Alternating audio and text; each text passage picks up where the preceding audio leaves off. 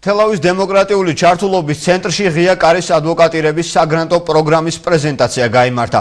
შეხვედრის ორგანიზატორებმა პროგრამის შესახებ დეტალური ინფორმაცია თელავის სახელმწიფო უნივერსიტეტის სტუდენტებს გააცნეს. ადვოკატირების პროგრამის მიზანს საჯარო და კერძო სექტორში არსებული სხვადასხვა პრობლემების ეფექტური მოგვარება წარმოადგენს. აღმოსავლეთ-დასავლეთის მართვის ინსტიტუტი აღნიშნულ პროგრამას საჯარო პოლიტიკის, ადვოკატირებისა და სამოქალაქო საზოგადოების განვითარება საქართველოში პროექტის ფარგლებში ამერიკის შეერთებული შტატების საერთაშორისო განვითარების აგენტოს ფინანსური მხარდაჭერით ახორციელებს. ჩვენი ვიზიტის მიზანი იყო ჩვენი ღია კარის საგრანტო პროგრამის თაობაზე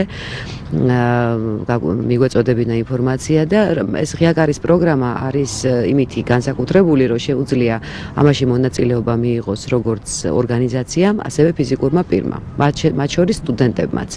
თუ კი ადამიანები, მათ შორის სტუდენტები, ბუნებრივია, რაღაცა პრობლემის შესახებ შეიტყობენ, რისი მოგვარებაც შესაძლებელია ადვოკატირების გზით, ეს არის სწორედ ის დარგი, რომელსაც ჩვენ ვაფინანსებთ. ეს არის საგრანტო პროგრამა, რომელიც საშუალებას გვაძლევს სტუდენტებს, რომ მივიღოთ დაფინანსება, იმ შემთხვევაში, თუ ჩვენ ადვოკატირების პროგრამაში მივიღებთ მონაწილეობას. და ეს არის ჩვენთვის ძალიან დიდი სტიმული სტუდენტებისათვის, რომ ამ სახის პროგრამებში მივიღოთ მონაწილეობა, მივიღოთ გამოცდილება და დავფინანსდეთ და ასევე საზოგადოების მნიშვნელოვანი პრობლემები მოვაგვაროთ.